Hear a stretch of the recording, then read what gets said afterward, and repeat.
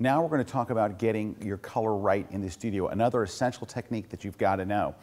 And the way you do this is by getting your white balance right. Here's the secret. If you get your white balance right, you will not have to do color correction later because your color will be right. Because you know, a lot of people struggle with color in Lightroom or Photoshop or things like that, but you're going to have to mess with this because we're going to get it right now, right in the studio first time. Now, there's a couple different ways you can do this. The most common way is to use some sort of gray card to set your white balance. I know that sounds weird, white balance, but then you're going to use gray. Video, if you're shooting video with video camera, like the video crew that's shooting this shot, they use their white balance based on an actual white card. They'll hold up a piece of white card, or they'll actually have somebody with a white shirt or something if we're on location. With photography, what we want is a very, very light gray. Technically, it's called 18% gray, but we're going to use a gray card to get this.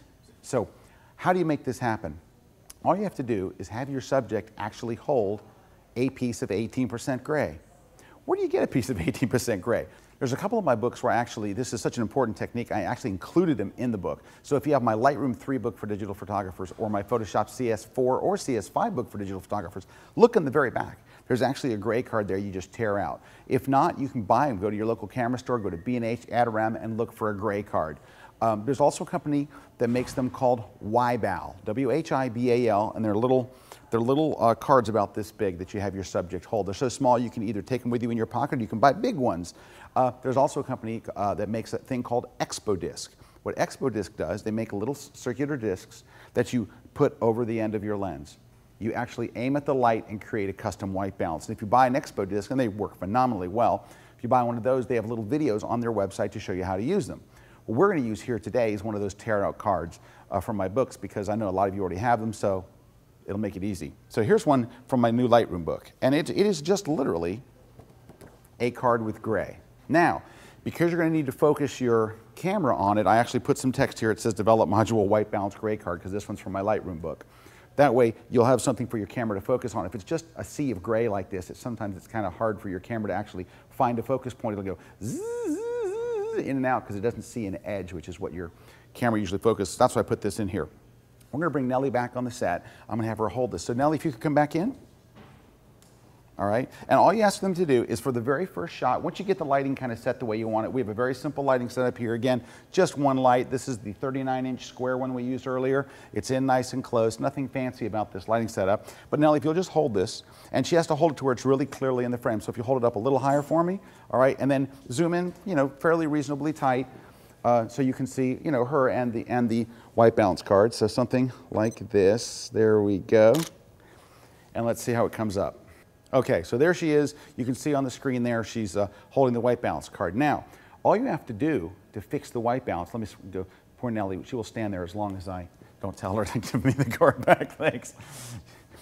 Don't forget to do that. Don't leave your subject holding a gray card for 45 minutes while you're over adjusting the white balance. So let's do this. We're going to go over here to Lightroom. We're just going to do one thing. There's actually a white balance tool. It's in Camera Raw and Photoshop. It's also in Lightroom. And it's in all the versions of Lightroom, all the versions of Camera Raw. So all you do is you're going to take the eyedropper tool and you're going to click it on that gray card. And when you do, your color's set. That's it. That's the secret to color correction. All you have to do, have them hold a gray card. Now, this works absolutely spot on, perfect for product shots. But be careful. With people, if you get a dead accurate gray card white balance like this, sometimes they can look a little cold. People look a little better, warmer.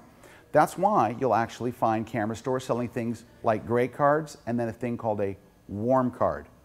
Expo Disc sells an Expo Disc and an Expo Disc Warm for wedding and portrait photographers. So once you click that, take a look at the photo. If she looks like she's not warm enough, then just go to the temperature slider in Lightroom or in Camera Raw and move it a little bit towards yellow to just bring back just a tiny bit of the warmth to warm it back up, just a little tiny bit. And that's all it really requires. I have an Expo Disc right here. Let me just grab and show you what an Expo Disc looks like. So the Expo Disc is just this little baby right here. And it fits over the end of your card. I mean, excuse me, the end of your lens. It actually screws in to the very end right here. And if you'll notice, this one actually says on it, warm. So this is the one they would use for shooting people. It screws into them. And then you don't shoot your subject, you actually shoot the lighting yourself. And again, I'm not going to go into a whole thing about the Expo disc. If you buy an Expo disc, go to their site. I think it's, well, just search for Expo disc on Google and you'll find them. They have tutorials on exactly how for Canon, for Nikon, for different cameras, because it's a little different for every single camera on how you set a custom white balance. But it works really, really well because it's based on the actual light you're using. But you will actually aim at the light, not at your subject. Okay, so that's one part of getting the white balance. So now, there's one more trick.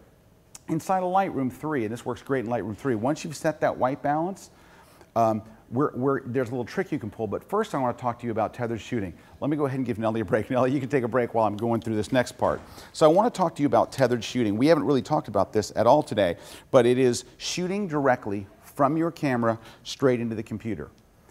I cannot recommend this enough if you're going to be shooting in studio. I guarantee you're going to get better results, you're going to enjoy it more, and you're not going to get surprised later when you load all your images into Photoshop or Lightroom and realize that you might have missed something or your shadows were off or something like that. Here's why. Without shooting tethered, you're going to have to make a decision about your lighting, about all of your gear, about how everything looks on a screen this big. Because when you take away all of this other stuff, the screen is this big. Honestly, it's really hard to make accurate decisions about lighting and things like that, and shadows, and how your subject looks on a screen that big. In fact, doesn't everything look good this small? You can't tell if it's out of focus or not until you open it in Photoshop. How many times have you, in your career, taken something out on location or whatever, forget the lighting, open it up in Photoshop, look tack sharp on the back of your camera, and it's completely out of focus. You realize it's unusable. Well, this is the kind of things that you will not catch you off guard because you're doing this. What you can do is, on a laptop, you'll see it this big. Now, we have an extra external monitor here that we use, and I'm going to show you what the advantage of that is in just a moment. But you can use any size monitor you want. If you're using a desktop machine in your studio, you can do that. The whole trick is, do you know how when you bought your first camera, or you bought your camera, inside the box there was a USB cable, and you thought, what will I ever use this for? This is what you use it for. It's actually to tether you from the USB slot on your camera into the computer. There's a little slot right here on the side where the cable plugs in. You just plug it in here, go straight into the USB port on the side of your laptop. That's it. You're tethered. In Lightroom 3, you go under the File menu and you choose, here, I'll just go ahead and do it for you.